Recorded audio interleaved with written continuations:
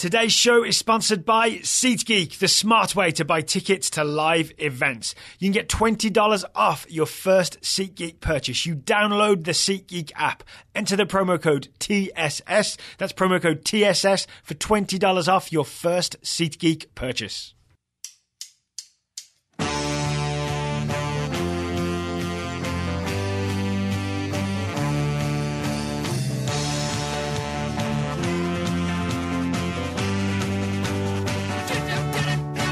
Hello and welcome to the Total Soccer Show. My name is Daryl Grove and I'm joined by a man who's got two thumbs and he knows what to do with them. It's Taylor Rockwell. Hello. Hello. I do indeed, I think. I hope. We'll find out. What I'll be asking you to do today is put them either up or down as we review all the weekend soccer action in our thumbs up, thumbs down review. Are you going to hold yours up and down the entire time? I'm going to do it as I give thumbs up or down. Okay. Yeah, just to remind you what we're doing. All right, that sounds good to me. I think it probably sounds good to start with the big one from the weekend, would you say? The Premier League. I'd say so. The Manchester Derby, where the Premier League was not won, much to Manchester United fans' relief. Yes, I'd say that's definitely the case. Came out afterwards that City had like fireworks ready and a whole sereries of celebrations. They were not utilized. Let's hope they've got a good sell-by date on those fireworks. Could still use them in the future, maybe. I think they probably will.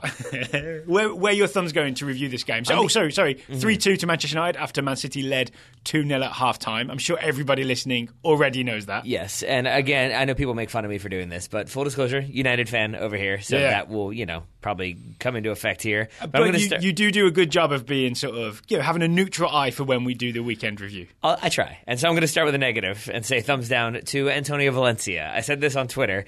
City's first goal comes from a corner, which is conceded by Antonio Valencia, basically failing to clear the ball. He kicks it straight up in the air, sort of almost puts it on his own goal. It goes just over, but it's because he uses his left foot. He does not often use his left foot. This is the reason why. And I feel the need to kind of do thumbs down because I think if this were certain other players, Jordan Morris specifically, I would be destroying him.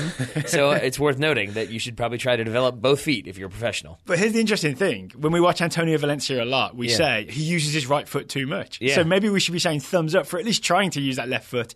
And maybe showing everybody why he doesn't use it very often. I mean, I guess he's pretty much slammed that one home as to why he doesn't use it. But maybe normally this one's stuck to the floor. Yeah, but that is where that corner comes from, and then I think I want to say, like, it's a hokey way to do this, but I'm just going to say thumbs up to, like, intensity, because that did factor into this game. Vincent Kompany scoring, and you can just see the way he celebrates that, like, I think of all the City players, he is probably the one that feels the most passionate or intense or connected to the Manchester Derby. So it felt... He's been around it the longest. I believe so, players, right? And then City didn't have any players from their academy in there, so nobody coming through that way. So it felt like Vincent Kompany was the one who really got the significance. And he gave Chris Smalling a free sleigh ride. Yeah, that was good too. Smalling just hung on for dear life behind him. But then they traded. They traded for the third goal. Yeah. There's a great photo. Have you seen the photo bouncing around on Twitter? I'm sorry, I can't remember who posted it, but it's a shot from behind the goal immediately after Kompany scores that first goal by just basically being stronger than Chris Smalling, right? Yeah. And then there's a shot from behind the goal as Chris Smalling scores the winner with Vincent Kompany looking. It's like they exchange looks of delight and distress. It's a game of two halves, Daryl. I don't know if you knew that or not. Well, it's also the same goal, right? Yeah. Indeed. The same goal is what I'm saying. Yeah. But even like looking at some of the other like just moments, I still can't really tell what the catalyzing incident was between the first half and the second half for Man United. We can talk about that. But one big thing, it seems to have been the presence in the locker room of Ashley Young and Michael Carrick, apparently just yelling at everybody. Ashley Young reportedly saying, "The City fans are shouting Olé and they're embarrassing us. Are we going to stand for that? Remember your responsibilities to the fans and the badge." That feels sort of, first of all, like maybe don't Olé in the first half is a good idea if you're the home team. I think City fans were getting a little too celebrate. They were sort of already looking at how to light the fireworks, kind of. Yeah. LAFC fans learned that last week. City fans learned it this week. The soccer gods don't like it, as Matt Doyle said. But that is interesting, right? Normally we notice some big tactical change, especially with the Mourinho team. When he turns it around, it's normally because he's done something. There really wasn't a major change that I could see between the first and second half, just in terms of players' positioning or strategy or anything like that. It really did seem to be a galvanizing team talk that just got everybody revved up. Yeah. Maybe Mourinho just sat back and watched the more senior players do that, and he was like, I'll take 15 minutes off. I kind of think so. I kind of think that's what happened. I don't think he said too much other than basically just, you know what you're doing here, and you know that you're not happy, and make this change. But I think overall, I still have a hard time believing that comeback happened. I mean, like, I got a lot of grief on Twitter because I think right before United scored their first goal, I was tweeting, "This has 3-0 City and a red card to United written all over it." So a certain someone who I will not name tried to get you listed on Old Takes Exposed. They tweeted that to Old Takes Exposed, which is a Twitter feed that goes through and sort of like, there was somebody who posted that Pogba looks like he's worth 8.9 million, not 89 million in the first half, and that was an Old Take Exposed. You know what I'm saying? So somebody tagged them to try to get you flagged. You know who you are if you're listening. But I still don't. Yeah, that's what happens. I kind of hate that aspect of Twitter, if I'm being honest. I agree. Because I agree. Like, everybody does it. It's the same way when people are like I tend to try to write grammatically correct sentences, but if I mess up and then people are like, "Oh, didn't you mean to write that?" It's like, really, you've never misspelled something in your entire life? Cool, good to know. It's better to be able to take the brakes off and just like express your feelings a bit. Yeah, because it genuinely did feel that way. We'll talk more about Portland Timbers later. That's fine. But it genuinely did feel that way to me. It felt like United were not going to get back into this one, to the point where that's why I wrote that, is because I was trying to remove my emotion from it, and looking at that game, it felt to me like City had much better chances. United didn't have a shot on target until the second half. And it felt to me like City easily could have been up 4-0 at halftime. I have a slightly different take. All right. So I didn't watch this game live. I got family in town, so I was busy doing family stuff. So I knew the score when I watched it, basically. And what I remember from the first half, obviously I knew what the score was going to be, so maybe my judgment is clouded by that a little bit. I thought Manchester United were actually a lot better than I read on Twitter in the first half. I think Mourinho sent them out there with a pretty good plan to somewhat contain Manchester City, which was to do almost a Liverpool thing of, have three central midfielders, which is what Pogba, Herrera, and who's the third midfielder? Oh, Nemanja Matic. How could I forget Nemanja Matic? They would close down passing lanes, and they would go and pressure the guy with the ball and make it kind of hard for Manchester City. And the two Manchester City goals basically come from mistakes, right? They come from that Valencia whiffed clearance that gave them a corner kick, and it came from De Gea trying to clear the ball upfield and hitting it directly to, I believe, Leroy Sané. I may have that wrong. So it was only two Man United mistakes that led to Manchester City goals. And even the olaying you were talking about, I watched that olaying. It all happened in City's own half, with Manchester United denying them any progress up the field. And the olaying ends when Eduardo has to kick it out of bounds when he's trying to find Ederson, kicking it out of bounds when he's trying to find a teammate. I don't think Man City were as dominant, or Man United were as bad as the scoreline and the reports led people to believe. I think the thing there that you're forgetting is you have two very clear-cut chances for Raheem Sterling that if he buries one of those, which he should have, it's 3-0. Maybe. Gundogan has another wide-open header that he probably should have done better with. He puts it right into the hands of David De Gea. Fair. So I don't disagree that United gave them some of those opportunities, but it still felt, and this is where my tweet came from, it just still felt like City were kind of able to get through that United defense when they wanted to. To your point about the Olay. So I disagree with that. I think they did a couple of times, but not when they wanted to. They had to work very hard to do it. But see again, I disagree, because I don't think they did. It was one 40-yard pass from Fernandinho that cut out half of United's team, and then David Silva squares it, Raheem Sterling shoots over. But that's the type of passes I did think were on. And I think to your Olay point, United are 2-0 down at that point. Like, City are happy to pass the ball back and forth and get. They weren't looking for the crowd to Olay. But I'm not blaming the players for the Olaying, but I'm saying I think people are overinterpreting the Olaying as Man City just sort of coasting, like when Barcelona are 4-0 up and they play tiki-taka around the top of the opposition box, and it really wasn't that scenario. It was just that they were ready to light the fireworks, so they were ready to Olay before they should have. Yeah. I mean, I'm with you on that one, but Olay. But my point is simply that I think United have to go get the ball back from them, and the fact that City could just keep moving the ball, even if it was in their own defensive third. But this is why that's where that comes from. This is why I'm saying thumbs up Mourinho, though, because this worked second half, and I think it kind of mostly worked first half. It wasn't really about going to get the ball back; it was about blocking the lanes to get through, and they mostly succeeded in doing that. And in the end, I think that's why Man United are able to win 3-2. Okay, so how did they turn it around then? I honestly don't know. Okay. Maybe they're just a bit more galvanised second half, but maybe also, as I said, I don't believe they were that bad first half. I feel like you are going to go back and forth about this, and we're not going to solve it today. So should we maybe just talk about the goals that Man United did score? Oh, that's what I was trying to get to. Yeah, okay. So, it's a segue. I didn't realise it was a segue. I want to say thumbs up to Alexis Sanchez. So all the focus will be on Paul Pogba because the whole narrative before about Pogba being offered to Man City and all that, and Pogba scores 2 goals. But if you look at the goals, the first one comes from Sanchez, really nice chip into the chest of Herrera, who lays it off for Pogba. A nice forward chipped through ball from Sanchez to Pogba.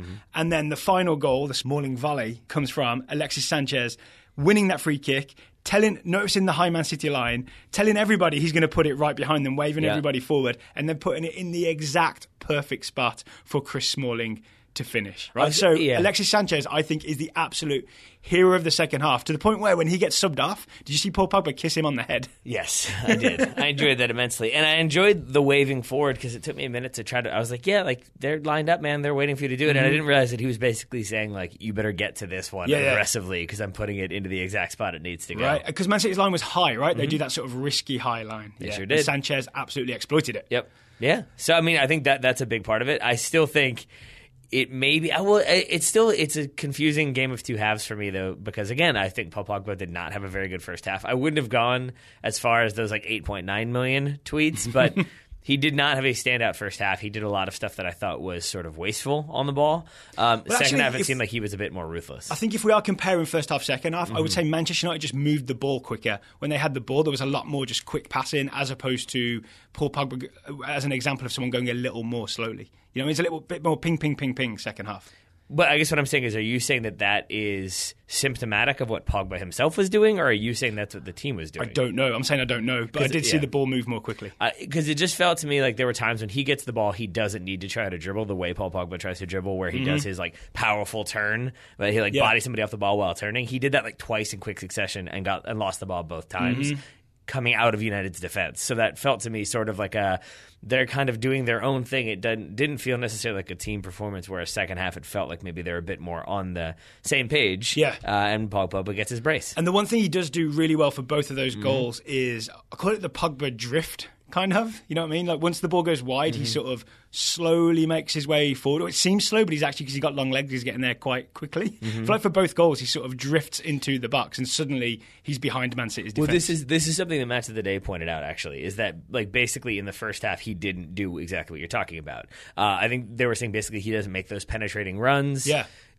They still were trying to say in the second half that he made them and did them with speed. It was the same pace. I think you're exactly right, that he's just so big that a slow jog from Paul Pogba is still my fast sprint. Long legs cover a lot of ground. But in the first half, it's a lot of him standing back to goal, maybe checking too, but not necessarily making those penetrating runs to open up space, to open up the field a bit more. Yep. He was definitely doing that more in the second half. I also would like to give a thumbs up to constructive criticism, which is what I saw Man United's front three doing. I saw a lot of Lukaku, Sanchez and Lingard criticising each other, saying, you should have been far post, or I wanted that here or there, but never in a way that felt like it was going to boil over into an argument. It's really interesting to me to see professional players criticise each other, but with respect, if that makes sense.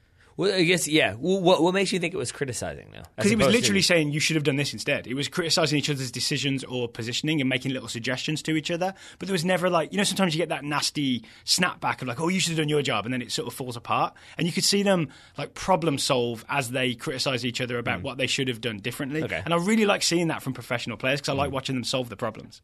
So I think it's easy to praise Man United, but it's also worth noting that maybe they got lucky a little bit, because you do have maybe a slightly weakened Man City team. You also maybe could have had 10 players playing for Man United at the end of this game, and maybe a penalty for Man City. Oh, absolutely. Yeah. Is it Ashley Young both times? It's Ashley Young with the weird handball when he stretches his arm out. I forgot about that one. First half, yeah. And then I don't know if it's first or second half where he really does go over the top of the second ball. Half, yeah. I think it should have been a red card, because that is dangerous. And whether you get the ball or touch the ball or not, if you sort of go over the top of the ball, you're risking possibly breaking someone's bones. That should be a red card. I think maybe the only thing for me in making it not a red card is that I don't know if he was trying to go over the ball. I think he was just trying to get a foot on top of the ball, but in so doing, he then rolls his foot over and rolls it into Sergio Aguero. And do you think the ref put that much thought into it, though? No, I think from his angle, he saw Ashley Young get the ball first. Yeah, that's what I think. Which he did. I still, and it would be hypocritical of me to go against this. In the past, I've been very annoyed when people say I got ball after they've destroyed the player, it's but not got the the ball excuse first. ever. It's not the excuse ever. Like, and even if you get the ball first, it does not necessarily mean it's not then a foul. If you go through the player to get ball first, which means even if you slide around, make contact with the ball, but then your trailing leg just destroys the other player's feet, it's still going to be a foul. And so, yeah, I think Ashley Young, even though he got the ball first, I think it's a dangerous challenge and probably, if nothing else, deserved a penalty for Man City for sure. Okay, there we go. You mentioned the weekend lineup. There were some big names did not start this game, right? Kevin De Bruyne did not start. Gabriel Jesus did not start. I think they started with Bernardo Silva as a centre forward, weirdly, like a very false nine. Kyle Walker didn't play. Lot of guys. If Man City were picking their strongest lineup to win the league and it was do or die, I think you'd have seen a much more competitive lineup from Manchester City against Man United. So I send that as sort of a word of warning to Man United fans to maybe not over-celebrate this. Like, all Man United really did was avoid an embarrassment as opposed to some great victory over Man City, because Man City are resting guys for that Champions League second leg. Yeah, I mean, and the reality is you're still 13 points behind the team that is going to win the title. I don't think many people are. I think many people are just, given the way the first half went, many Man United fans, that is, given the way the first half went, very relieved that there is no coronation at the end of this one. Yeah. Okay. Like a relieved Olay, maybe, from Man United fans. One person who's probably not relieved is our friend John Tolbert, who was in Manchester for this one. I'm going to say he is relieved. You think so? Yeah. Oh, yeah, that's a good point. That's a good our point. friend John Tolbert, who also listens to this show, as you said, he's in Manchester, basically timed his trip to coincide with this game, couldn't get a ticket, met some Man City fans, as I understand it, and they tried to help him out, tried to get him in, but the ticket he found, even after kickoff, was £600. That's about $900. Yep. And can you imagine having paid that and then seeing them throw away a 2-0 lead and not win the Premier League in front of you? I thought about it because at the end of the first half, he must have been like, oh, man, maybe this would have been worth it. Maybe I should go back and check one more time and see what prices are now that it's halftime. And I'm really happy he didn't even do that, because then maybe say they drop them to £200. And he's like, okay, once in a lifetime opportunity, they're going to win the title. I want to be there. I'll pay that. Then after that, you're like always jinxed with like, was it me? Was I the one that cursed them? I came into the ground and suddenly everything turned around. I was the only halftime change. Yeah, exactly. So well done, John Tolbert, for not buying a ticket. He also did a good job reporting on the ground that, shockingly, Man City fans do not like Jose Mourinho. I know that one is a big surprise. Larger surprise, they do not like the Smiths, they love Oasis, and they're conflicted about the Stone Roses. All right. Musical report from Manchester. I like all three. All right, before we move on to the rest of the Premier League, today's show is sponsored by SeatGeek. As John Tolbert found, buying tickets to sporting events and other live events can be complicated and confusing, but there is a better way to buy, and it's with SeatGeek. 2 taps on your phone, you can buy and sell tickets to any live event. Yes, sporting events may at times be expensive here in the United States, but I'm very thankful for things like SeatGeek for at least making the process simpler, because trying to explain, as we routinely do, how to get tickets to games to the Premier League, it's a very difficult process, and there aren't a lot of easy options, or at the very least easy and inexpensive options. So what do we use SeatGeek for over here? I have been using it recently. My wife has gotten into kickboxing, which now has led her into wanting to watch like UFC and fighting and things like that. Really? So she wants to go to a UFC event. So we watched the one on Saturday night, I think it was. You went? No, we watched. It was on TV, it was in I see. New York, I believe. Okay. Nothing around here, but there are many UFC events around the country. So if you wanted to attend one of those, you could use SeatGeek to get tickets. Oh, lovely. And you can find the sort of best price ticket and the best sort of view for your ticket. Yep. They give you the traffic light system, right? Green, orange, red, like whether they think this is a good deal, you should get this ticket, and you'll see the price. You can also get $20 off what those normals are paying if you use the SeatGeek app. So you just download the SeatGeek app, you enter the promo code TSS, that's promo code TSS, enter that today and you'll get $20 off your first SeatGeek purchase, whether you're watching soccer or people fighting each other. There you go. So thank you to SeatGeek for sponsoring today's program. I've got one more Premier League game to discuss. How many more Premier League things do you want to get to? Ooh, at least 3. Okay. I'm going to go to Stoke Tottenham, the obvious place to go. Yeah. Tottenham eventually coming away with all 3 points there. But 2-1. I'm starting with thumbs up to Mame Biram Diouf for putting it all or mostly his face on the line. He really did, right? He collided with Lloris, right? Well, it was. I think Lloris kicks the ball into really? Diouf, and then somehow doesn't handle the ball, which is what you would do in that situation and frequently get called for. But it kind of goes off his chest into his face. He scores into an open goal. Even it's still kind of a difficult finish, even given that he's probably not all with it, and then he falls over. I don't think there were any concussion issues because he then continued to play on. No, I think it's just the pain and shock of getting hit in the face. Yeah. Although maybe he wishes he had been subbed out because he then made a terrible decision at the end of the game. Like, could have had a clean shot, could have squared it to like any one of his 4 wide open teammates, and instead he didn't shoot, but then tried to square it at the worst possible moment. Straight into a defender. Yep. Did not work out well for him. Oh, can I give a double thumbs up to Shaqiri's ball for that goal that Diouf did have. It's an excellent ball. I'm still amazed every time I see Xherdan Shaqiri playing for Stoke. It's weird. He's done it for years now, and I still do a double take every time I see it. Something tells me you won't see that next season. Just a guess. Probably true. And I wanted to add, before we move on from this one, thumbs down. I got stuff to say about this one. Thumbs down to Harry Kane for pulling a Samuel Umtiti. Oh, I've got thumbs supportively up for Harry Kane in his battle against tactile hallucination, a condition where you think something has touched you even then when it definitely hasn't. You've done too much research on this. But it's a Christian Eriksen free kick. Harry Kane runs through. It's kind of a similar setup to the Man United goal for Chris Smalling. Ball played in. Harry Kane at the near post. Jumps. Claims to have met it. Has a tactile hallucination. Sure.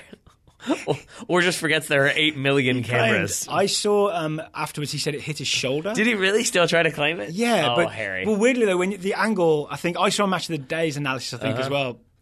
The moment when it would have hit his shoulder, the post is obscuring the angle, so you can't really tell. But the ball doesn't move. No, the ball doesn't move at all. Yeah. He definitely. Well, either way, I'm going to say is another Umtiti moment of like, I did it, and Christian Eriksen is like, yeah, you did it, looking around to see if anybody else will confirm. And Christian Eriksen does get the credit for the goal, by the way. Oh, does he? Yes, they made it official. The unassisted credit for the goal. Oh, let's hope Harry Kane gets some help. So brace for Christian Eriksen. I've just realised, not bad. Well, thumbs up to Dele Alli's patience. So Tottenham's first goal is Dele Alli he's charging down the right. He's got Harry Kane at the far post, but he's got a couple of Stoke defenders in his way, including Ryan Shawcross, who I think knows about that Tottenham square ball that they love to play, and he's blocking that off very sensibly. I don't think of Dele Alli as a patient man. I think of him as someone who, he's always going for the nutmeg. He's always trying to make something happen. People forget he's only 21, right? He's still a young man with a lot of talent who's always trying to make it happen. But he sees this, blocked path and doesn't panic. Just waits. Eventually, the Cavalry Eriksen arrives, the trailing run, so Dele Alli can just play that ball square and backwards a little bit for Eriksen to finish. I love it because it's a variation on the usual Tottenham play, which is bash it to the far post. You know what I'm saying? I do. Yeah. I do. But it's Tottenham getting all 3 points, staying in the top 4, much to the chagrin of Chelsea and Arsenal. I've also got sad thumbs to Davy Klaassen. Okay. Do you know about Davy Klaassen? I mean, the man who used to play soccer? Yeah. So former Ajax captain, now with Everton, he has played a total of, I believe, 6 Premier League minutes since September. I genuinely didn't realize that he was with Everton. Yep. That's about where we are with that Played one. 6 minutes in the Premier League since September. He cost £27 million from Ajax this past summer. Seems that Sam Allardyce doesn't like him, right? So it was the Merseyside derby this past weekend. It finished 0-0. Not a lot going on in the derby. The Klaassen family sponsored the match ball. Sort of as a reminder to everybody that, hey, Davy Klaassen's still around. Oh. Give him a go. That's not good. Yeah. Is that what it's come to when you're like, we got to do something? We got to get our name out. And I looked, his contract with Everton runs until 2020 something. Oh, perfect. Yeah, so he is well positioned to make money. He needs to be looking at exit strategies. Yeah, I think so. Have you got anything else from the Premier League? Just maybe thumbs up to Danny Welbeck for redemption for a terrible miss followed by a game winner. So that's good. I've got from that same game, it's Arsenal's 3-2 win over Southampton. I've got thumbs up to Alex Iwobi, who was involved in all 3 Arsenal goals. A nice flick, clever through ball, and a nice cross. Yep. Alex Iwobi doing all the work behind the scenes to make Aubameyang and Danny Welbeck look good. He also had lots of well thought out shots or decisions not to shoot. I felt like he consistently made the correct decision. Yes. And was one of Arsenal's better players. Very mature performance from Alex Iwobi, who you should be seeing at the World Cup. Yep. For Nigeria. We would think so. Not mature would be Mohamed El-Neni, who we will probably also see at the World Cup. Did he get a red card? He did get a red card for after, I forget who it was, got the red for Southampton. Elneny comes across and basically just like, I don't know what he's trying to do. Shoves him, right? I think he's trying to like stop them from taking the free kick, but the referee is still writing stuff in the notebook, so they're not going to take it quickly. Yeah. But he stands in front and then gets involved, shoves somebody in the face, and that's enough for him to get a red. A very stupid decision from Mohamed Elneny. Oh, maybe you wanted a week off. Yeah, could be. Shall we move to Major League Soccer? Sure. Where I'm going to say thumbs down to Zlatan Ibrahimovic. Okay. He played a whole 30 minutes for the LA Galaxy at home to Sporting KC. Couldn't even single-handedly turn a 2-0 deficit into a win. Rubbish. I was going to say from that same game, thumbs up to Sporting KC for bringing the Galaxy back to earth. And maybe I would also remind Steres and Ashley Cole that defending is a useful thing. Yeah, so I watched this live-ish. I'll tell you what I did.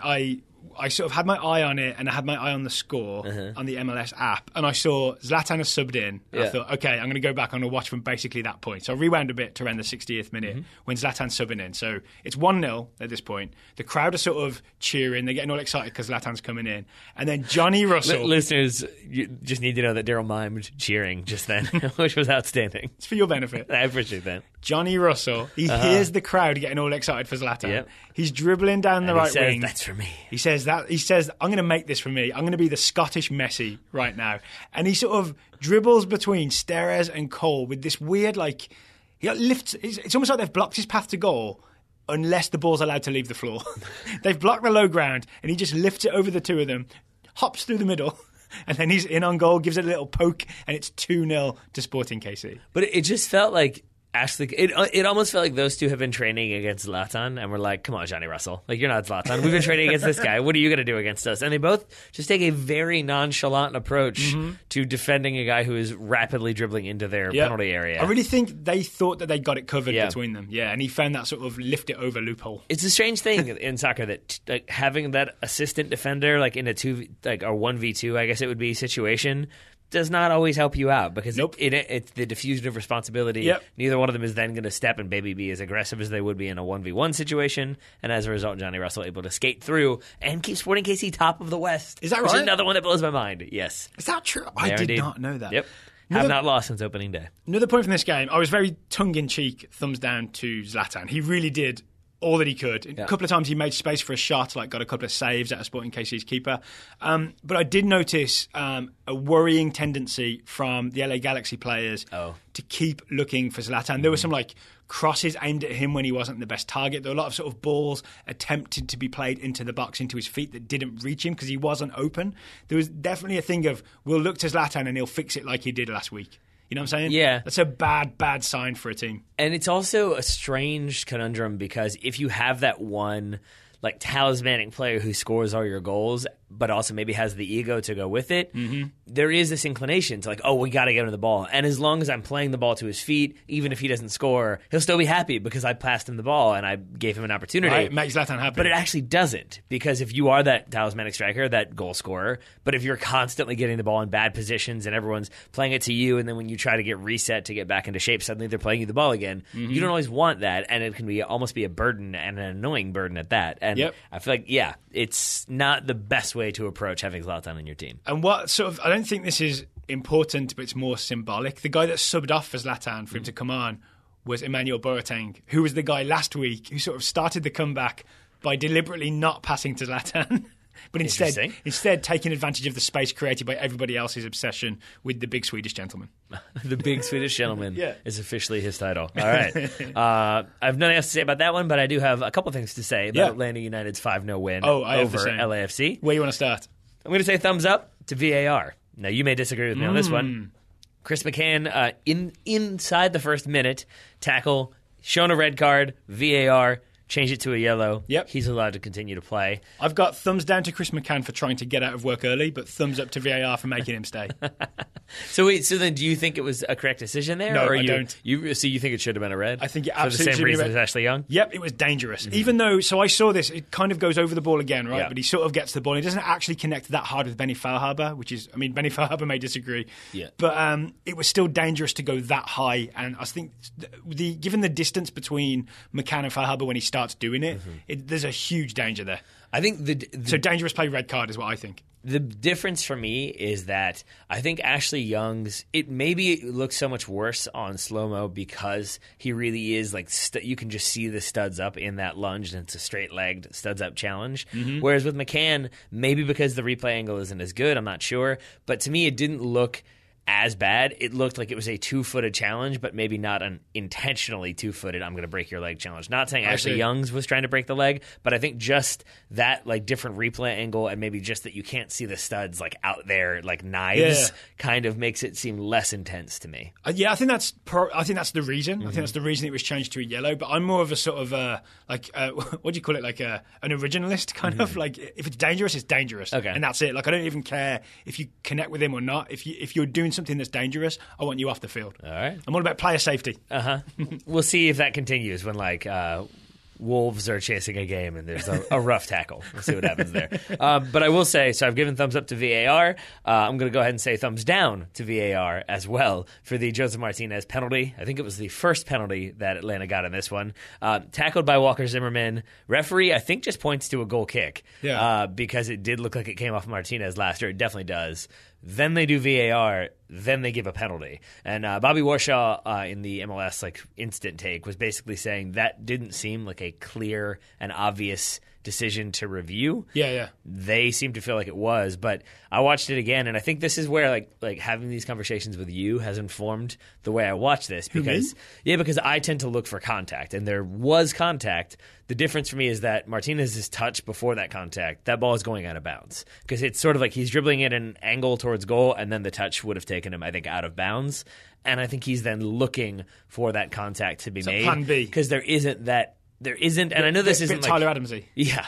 Well, yes and no, because I think Tyler Adams, it was more so he was dribbling kind of out of control. Like, I think he was going too fast and couldn't adjust his route. This one felt like Martinez knew there was a heavy touch, but knew contact was coming. Basically, I'm saying Joseph Martinez is smarter at drawing fouls. And so then I think when there is contact, he's prepared to go down. I know this isn't like law of the game, but I didn't see him try to continue that run. When he takes that touch and knows it's a heavy touch, it felt for all the world to me like, I got to put that leg out there and see what happens, as opposed to, I can still get to it, I'm going to try to keep it in bounds. Isn't this one of those where both feet go behind him at the same time? A little as bit. Well. You can see both his cleats go almost like he's sort of diving off a swimming board. That's the one that always makes me think, that's not a natural running position. It's not. And so it's strange to me, like, if this were given as a penalty, I could have watched it and said, like, oh, okay, I can see why in the moment with the referee trailing that run, why he might think, okay, it is a penalty. But to give it as a goal kick, then to do VAR, then to give it as a penalty, it just seems slightly odd to me. Fair now, enough. I know the referee is not the one who's saying, let's go to VAR just because, but still odd to me. I'd also like to give a thumbs up then to Joseph Martinez for his other goal. He does a crafty thing. I think he tricks Walker Zimmerman into thinking he's going near post, and then just drifts away to the back post, and then he can just I think the cross is from Gressel, maybe. He can just nod it home at the far post. And I read a thing about his goal scoring record. Now he has 24 goals in 25 games in Major League Soccer. Decent is what I say to that. One off it being very sort of aesthetically pleasing. I want it to be 1-1. We need 2 goals in his next game. Yep. I think yes, we do. That's the big thing there. In this same game, I've got to say thumbs down to João Moutinho. Yep. Oh dear, João Moutinho. So we talked last week about how it was kind of rough for him against the LA Galaxy because he'd never seen the likes of Zlatan before playing in college. You could sort of see a lot of his inexperience towards the end of this game. Yeah. I think you said it was for the 4th goal, right? Is where he takes down Romario Williams, gets a yellow card, because I think it's basically a professional foul, right? He's stopping a breakaway from Romario Williams, gets in the wall, ready to defend it. From the free kick, he jumps up, arms in the air, hits his arm in the area, so it's a penalty kick, and it's a second yellow, like 2 minutes after his first yellow. João Moutinho is off. That really, to me, looked like a sort of welcome to the pros lesson for a young left-back. Absolutely. I 100% agree because, I mean, and this is something he probably should know just from like collegiate level, but if you're in the wall and if you are going to jump, which isn't always recommended, you jump the way you would jump at a wall. Like you cover your bits and then you jump, but you keep your arms down. The fact that he jumps like he's trying to win a header, which means like really getting the momentum, which means arms in the air and he's tilting. It's the thing that we got really mad at DeAndre Yedlin for, because you're no longer really in control of your body and you're no longer keenly aware of what's happening from that shot. You're just sort of, I'll jump high and see what I can do. And in this case, what he could do is concede a penalty and get a second yellow. Oh, dear. Yep. Speaking of youth, Andrew Carlton came on. He did. He got about 5 minutes. Not the best 5 minutes I've ever seen. I think he tried very hard to make things happen. James Jones scouting Andrew Carlton, the 17-year-old American attacking midfielder for Atlanta United. We'll jump right to that scouting report. Yeah. Andrew played a few minutes in Atlanta's 5-0 win over LAFC and would have gotten a goal if Romario Williams hadn't been so selfish and rifled the ball into the back of the net from the top of the box for their 5th. More notably, Andrew has apparently been given the nickname Frosted Orange because of his hair and the fact that he signed his first professional contract at the Varsity, which I'm guessing is a local establishment that is famous for that treat, the Frosted Orange. Okay. I don't know what that is, but there you go. I do know he's too young to drink. This is true. So there's that. But anyway, congratulations to Atlanta United on a big 5-0 win over LAFC. It really looked like the master versus the apprentice, right? I feel like LAFC kind of has the model of being an Atlanta type team in a year or so, but they're just a year behind. Yeah. Is that fair? That checks out. That checks out for I also me. want to say thumbs up to Bobby Walsh and Matt Dawes' analysis on, I believe it's called Matchday Central, the MLS-produced show. They essentially said the problem with LAFC is they do not have a defensive midfielder, and you can't expect to have the ball all the time in MLS, so they need to get a defensive midfielder. Isn't that kind of everybody's criticism of Atlanta, too, though? Well, now they have Jeff Lorento. Okay, there you go. I guess they've had Jeff Lorento. I think they have one. They just don't have anyone else besides him. Yeah, Chris McCann's capable of putting in some horror tackles, so we got that as well. There we go. Always what you want from a midfielder, although I think McCann was playing as a center back. But even so. Today's show is sponsored by a product that can be awkward to talk about. Yep. But that's why it's a sponsor of today's show. How about that for a setup? All right. Yeah. So sexual performance issues are more common than you think. It is very awkward to talk about. People don't want to go, men especially, do not want to go to the doctor to talk about sexual performance issues. forhims.com is a one-stop shop for any embarrassing issues, including hair loss, skincare, and sexual wellness for men. Hims connects you with real doctors and medical-grade solutions to treat erectile dysfunction, which means there is a little bit of a stigma. I think you're absolutely right. And really, there's a stigma in general. I don't know if it's just for men, but about going to the doctor, it can be a pain. You have to wait on hold to make the appointment. You go in there. It can be a little bit awkward. You sometimes have to make up oh, I have an aching knee, but also I want to talk to you about this other issue, but it's embarrassing to tell the receptionist. That's what you tell the people in the waiting room. Exactly. Yeah. Exactly. I'm here for all my sports injuries. Exactly. From playing defensive midfield in Major League Soccer. Yeah, totally. And then they look at me like, what? What are all the things you said? Yes, so For Hims has removed that. You can go online, talk to a doctor, get it sent straight to your door.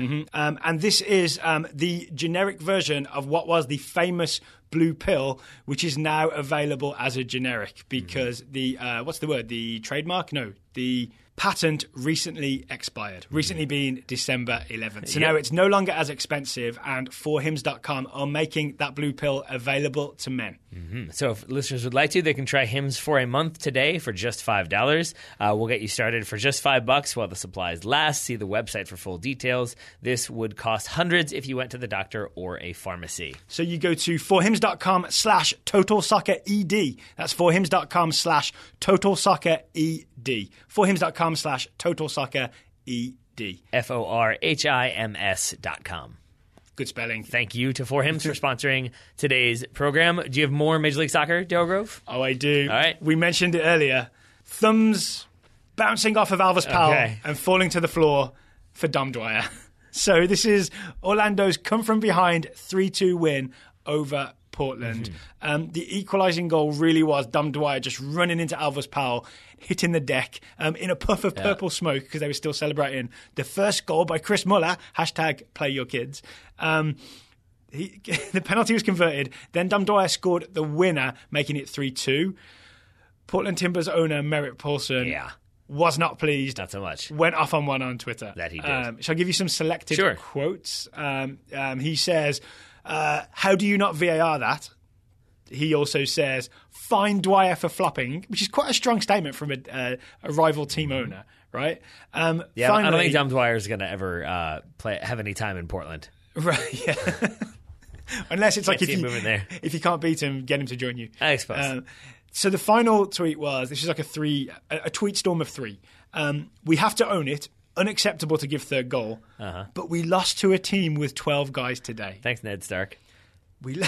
Yes. Yep. So for those who don't know, when you say we lost to a team with 12 guys, you're not saying, they had 12 players the whole time, they miscounted.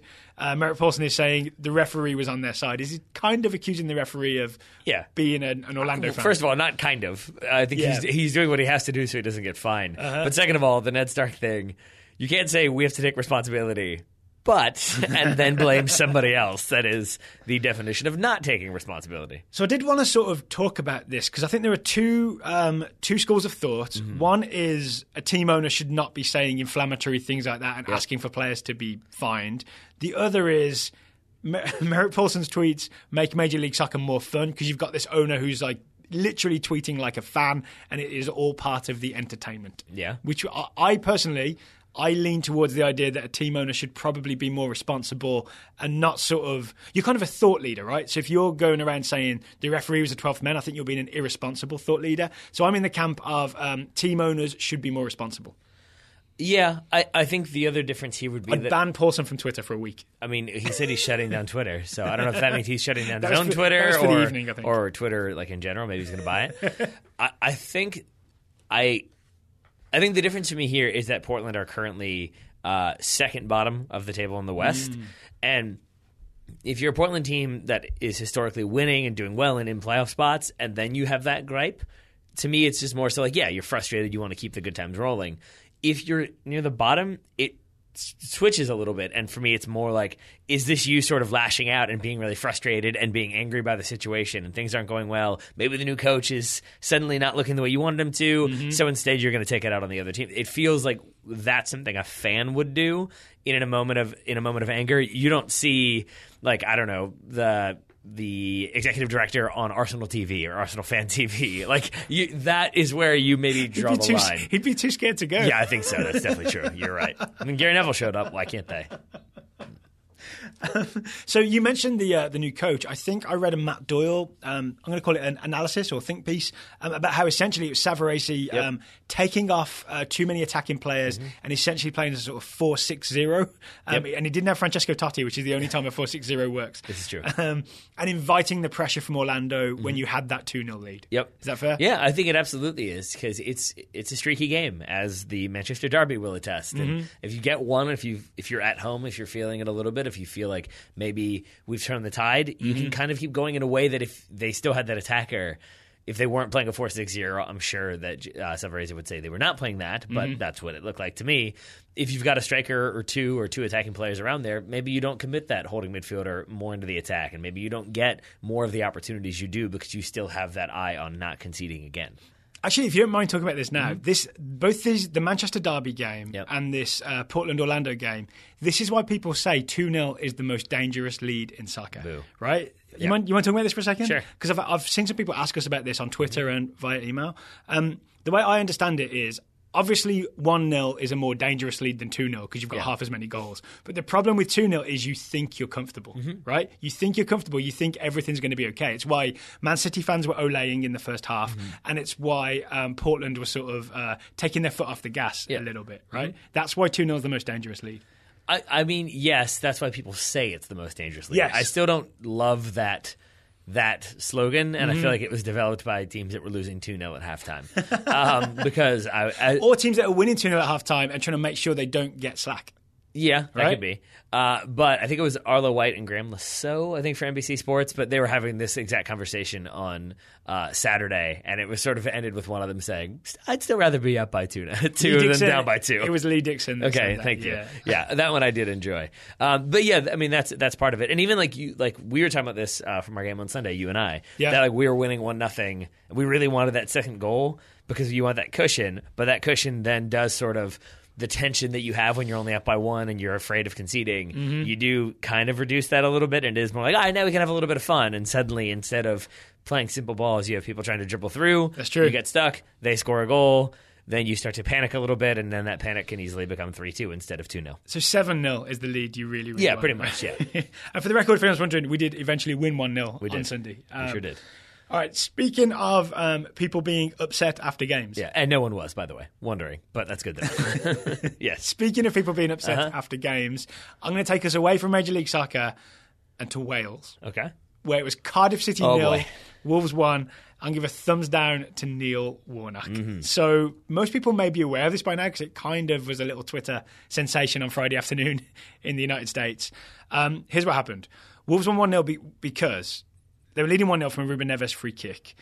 In the 90-something minute, I want to say 92nd, Cardiff win a penalty. That penalty taken by Gary Medine is saved. A minute later, Cardiff win another penalty. That penalty taken by Junior Hoylett hits the post, bounces out, and the referee basically blows his whistle right there, right? For like 96 minutes in or so. Wolves manager, Nuno, goes running on the field to celebrate with John Ruddy, the goalkeeper, because that's what the entire Wolves team has done. They've piled onto the goalkeeper to congratulate him for facing 2 penalties and still having a clean sheet. Neil Warnock, very upset that Nuno went and did that because you're supposed to shake hands with the opposition coach before you go celebrating. So when Nuno goes over to shake hands after celebrating, Neil Warnock impolitely uses an expletive to tell him to go away a couple of times, right? But the third or fourth time is within microphone shot, right? So you get it really loud on the ESPN3 feed, him telling... And you get like the big hand wave. Yes. And Nuno sort of looking like, okay, no. Yeah. Like, you don't see him look angry. You see him look like, I'm kind of scared of you. And then afterwards, Neil Warnock says, I think it was a total disgrace. I used strong words and I meant every word of them. It was only 2 words, but yeah, they were both very strong. And Neil Warnock says, he, Nuno, the Wolves coach, has got to learn in the British football game, you have manners, you have a bit of class. Mm-hmm. So why does he get thumbs down then? Because having manners and having a bit of class is not swearing loudly on television. I mean, if you want manners and class, you've got to, give manners and class. Yeah. If you don't, then you get the opposite. Yeah, all right. Well, I think this may be a case of me being a Wolves fan, so being very pro-Wolves on this matter. Mm-hmm. But I sort of feel like if your goalkeeper just faced 2 penalties and everyone's celebrating with him and you're excited, and you're a former goalkeeper yourself, as Nuno is, I think it's fair that you go celebrate with your keeper. Yeah, I don't disagree. It's again, things can be 2 things, as we often say. Nope, this is one thing. It feels to me sort of like that's where you just don't go for a handshake afterwards, but then that could be a slight in of itself. But I'm with you that I understand why you'd go running on the field to celebrate, but I'm also putting myself in Neil Warnock's shoes and thinking I don't want to talk to you then. Mm-hmm.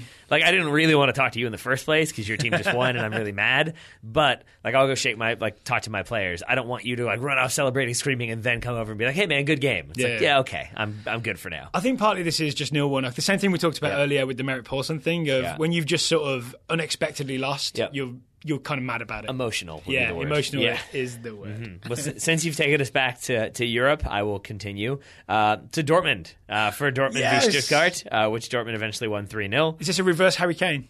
Yeah. I'm going to say thumbs up to Christian Pulisic for cleverly disguising a perfect shot as a cross. So this is Dortmund's 3-0 win over Stuttgart, I believe. The opening goal comes from Christian Pulisic. He goes down the right wing, gets a nice flick pass from Piszczek, and I'm going to say crosses to the far post, and it goes in. But then he kind of celebrates just that sort of Russell Crowe gladiator arms in the air thing. I did that. Well, except in that one, it's like, are you not entertained? Yeah. Is when he does that. So it's a little bit more like, are you claiming that one? Are you trying to? But I think he was not. I think he was definitely aiming for that cross. Well, he seemed to claim it at the time, but then afterwards, he came clean and said it was a cross that went a bit wrong, but it didn't go that wrong because it went in. There you go. But I mean, if it had been a shot, it would have been very impressive. As a cross, not as impressive, but still, still counts. Still a goal. He does get what I'm going to call a proper assist later on. There's a cross that comes in from Dahoud, and Pulisic nods it down to, from memory, I think it's Philippe. He just does a nice little cushioned header into the path of Philippe, who shoots first time, it's saved, and then Philippe scores the follow-up. Yeah. So probably Pulisic won't get credit for that, but he shouldn't get credit for that goal either. So it all comes out in the wash. Yeah, but it is a really smart header because I think in other situations you'd see the player try to just put that on frame and see if they can get something themselves. Mm-hmm. To be able to, in that moment, pick out that there's a player in a better position and to hit a perfectly cushioned header into his feet. It's a harder skill than people think, isn't it? Definitely. To cushion a header. Yep. Yeah. I've had a couple recently that went against the wind and came back to me. It's cushioning it to yourself, that's all. So that's all I had from that one. And then my final thing I have for thumbs up, thumbs down is thumbs up to the U.S. women's national team, beating Mexico by a combined score of 10-3 in 2 friendlies. But specifically, I want to say thumbs up to Megan Rapinoe and to Alex Morgan. Megan Rapinoe, in the first game, the 4-1 win against Mexico, has an assist for Mallory Pugh's opener. Game 2, she had 4 assists and a goal. Alex Morgan, over those 2 games, had 4 goals and 2 assists. A good combo, those two. I think that front three, we've said this before, I think, so I'm kind of repeating myself, but Rapinoe on the left, Morgan in the middle, Pugh on the right, that is the 3 for the World Cup. Yeah. Right? That's what we've got to go with because it just looks perfect. It's so tough because there's so much talent elsewhere, and Crystal Dunn had to play left back in this game, in the first game. I want to call it the first leg, but it wasn't. Yeah. But yeah, Rapinoe, Morgan, Pugh, that looks like the way to go. And I didn't watch this. I read the match notes for it, and it's just interesting how often they have to come up with words to say basically Rapinoe causes problems, Rapinoe creates space, Rapinoe open out wide. I feel like she's constantly the one who's either getting open and finding opportunities or pulling people out of position to create other opportunities for other players. So they have to open the ussoccer.com thesaurus. Yes. Yes. They should have a Rapinoe create space or / trouble thesaurus. I think you've had to do that, right? Where you've used the same word too many times to describe what a player's doing, and rather than be creative and rewrite it and look at different opportunities, you just change the words. No, I do it Cruyff style. Before I make that mistake, I don't make that mistake. How about that? I appreciate your humility. How about thumbs up to Carly Lloyd? 100 goals for the US women's national team, including 1 goal in the second game, the 6-2 win. Yeah, Carly Lloyd, 100 goals. Probably the easiest goal she's going to score as well. Have you seen this? No, I haven't. So it's a chance that's sort of forced to Alex Morgan, and she kind of, from close range, lobs the keeper with a volley. So then Lloyd just runs in, and the ball is sort of bouncing on the line, and she just has to nod it in. 100 goals. They all count. They all count. An unfortunate thumbs down to Jane Campbell, who played in goal in the second game and conceded 2 in 7 minutes in the first half, left the US 2-1 down to Mexico. And it was some not good, I don't know what the word is, not good command of the box. Yeah, she lost control of the box. Her FIFA card probably includes something about not being great at corners. Yeah. So the first goal is an Olympico, which is what you call it when it's scored directly from the corner kick. But when you watch the goal, Jane Campbell ends up in the back of her own net. I still don't have an explanation for why. She in the back of the net, closer to the near post. Ball goes in the far post.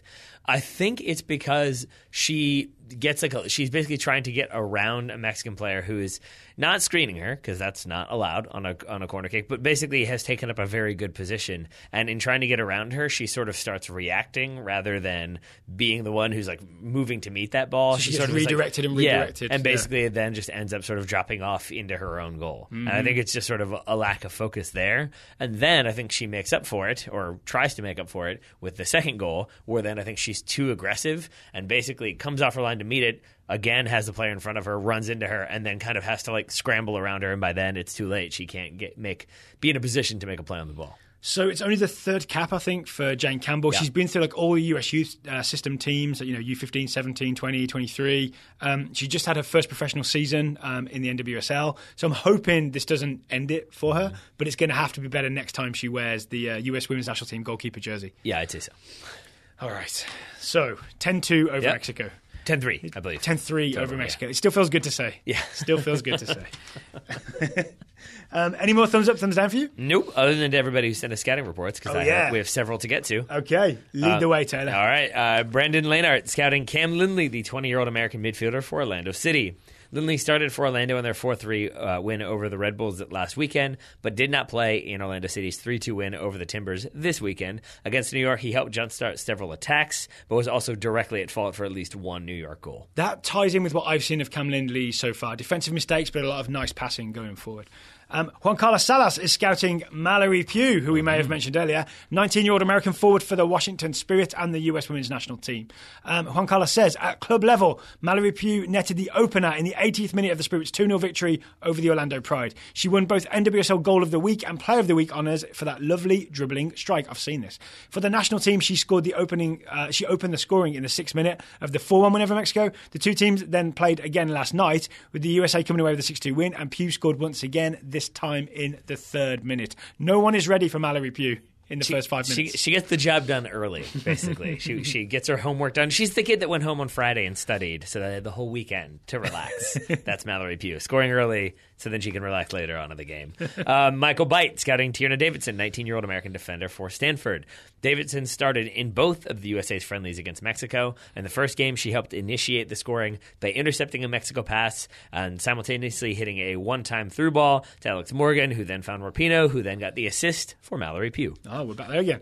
Whitney DeWall is scouting Haley Mace, the 21-year-old American defender for UCLA. Mace got her first cap in that 6-2 win against Mexico, entering the game as a centre-back in the 59th minute. She helped the US see out the win while holding Mexico scoreless for the remainder of the game. Good stuff, America. Good stuff. Alex Tremel scouting Gianluca Busio, 15-year-old American midfielder for the Swope Park Rangers. Gianluca Busio made his professional debut for the Swope Park Rangers last week against the Colorado Springs switchback, got there eventually, and notched an assist in the 7th minute on the only goal of the game by Tyler Blackwood. Go on, Busio. Zachary Lindquist is scouting Jackson Ewell, the 20-year-old American centre midfielder for San Jose. Ewell was dropped from the matchday squad for San Jose's clash with Philly. I knew this because I checked up on him. People keep asking to see him play, but coach Michael Stara doesn't agree. Not period ideal period, says Zachary. I would be interested if that's like just a useful phrase there from Zachary, or if people actually have said like, hey, why don't you play Jackson Ewell? And Stara was just like, no, I'm good. Thanks. Ed Ritter scouting Ben Mines, the 17-year-old American attacker for New York Red Bulls 2. Ben started and played the full 90 in New York's 1-1 draw on the road against the Richmond Kickers this weekend. The weather was so awful that the Ball Boys didn't come out for the second half. The weather was indeed awful for that game. You mean the Saxon Ball Kids? Yeah, excuse me. Yes, I do. You were there, right, for that game? I was, for the first half of that game. Oh, was it that bad you had to leave? Well, we were there with some friends who have a very young daughter, and I think she was not necessarily enjoying the sleeting, freezing rain conditions. Really later turned into snow. Right? It was not fun. Oh, I'd be interested to see in sort of an Apple podcast analytics thing, like the graph of attendance throughout the game as the weather got worse and worse. It thinned out noticeably at halftime because I think people were kind of holding out hope that maybe it would improve a little bit. Yeah. And when it didn't, the hardcore supporters stuck around. Of course they did. A lot of other people did not. The Red Army must have their own heating system or something. Yeah, I think it's alcohol. Beth Jolly and Alex Perona scouting Kylian Mbappe, the 19-year-old French forward for PSG. It works for those St. Bernard dogs. It does. Beth Jolly and Alex Perona say that Kylian Mbappe put in a stunning performance and was involved in all 3 of PSG's goals in their 3-0 win over Monaco in the Coupe de la Ligue final last Saturday. This was a week ago, right? Meanwhile, Kylian's brother Ethan, a.k.a. Ethaninho, scored for PSG's under-12s. Yeah, a bit young to put into the scouting network, but worth keeping an eye on. Apparently that's what Kylian calls him. Nick Becker is scouting Sergej Milinkovic-Savic, the 23-year-old, not 17-year-old, 23-year-old Serbian midfielder for Lazio, SMS for short, Sergej Milinkovic-Savic. SMS is back from injury and was in the starting lineup for Lazio in their 4-2 win over Salzburg and the first leg of the Europa League quarterfinal. He was credited with an assist for Lazio's lone goal, but is it really an assist if you lay the ball off to Felipe Anderson, who then dribbles 40 yards to the middle of the defense to score? Technically, yes, but actually, no. Yes. Patrick Dost is scouting Yanis Kubla, the 18-year-old German defensive midfielder for Schalke.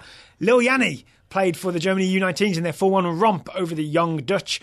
He started out of position on the left wing, but after central defensive midfielder Adrian Fine was injured in the 77th minute, Lil Yanni finished out the game as the number 6. Elijah Bates scouting Zion Jones or Zion Jones. I'm actually not sure. I'm going to Zion. We've been saying Zion, but now I'm wondering if that's just because that's I'm still the first confident. thing we said. All right, cool. 17-year-old American forward for Schalke. Jones is reportedly now in Germany training with the Schalke U19s alongside fellow American Nick Tatagui. This means he's either just visiting for a brief stint or, more likely, is now living in Germany in preparation for when he turns 18. So many Schalke jerseys will soon be sold in the United States. Correct. Mark Ryan is scouting Gio Simeone, the 22-year-old Argentine forward for Fiorentina. Mark says Fiorentina scored for the 3rd straight game, this time in a 2-0 victory over 3rd place Roma. I think this may be a typo either from Taylor or from Mark. Gio Simeone scored for the 3rd straight game, this time in a 2-0 victory over 3rd place Roma. Fiorentina are now 7th in the table. Fiorentina also scored for the 3rd straight game. You're not wrong.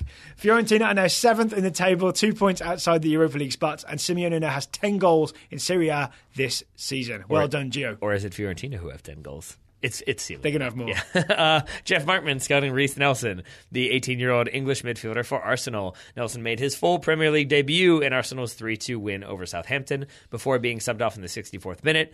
Nelson combined well with his teammates down the right side and seemed adept at picking his spots to apply pressure, forcing a handful of mistakes from the Saints. All right. Well done to all the youngsters, and thank you to everybody for sending in scouting reports. If you'd like to join the Scouting Network, it's totalsoccershow.com/join. If you're waiting on your player, if you've already joined the network, you're waiting for your player to be assigned. Alex Pennington, I got your email. You'll be getting yours soon.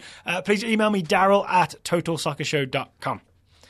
All right, Taylor Rockwell, you got to go coach, right? So thank you for taking the time to talk to me today. Right back at you, buddy. Listeners, thank you for listening, and we'll be back with more Total Soccer Show later this week.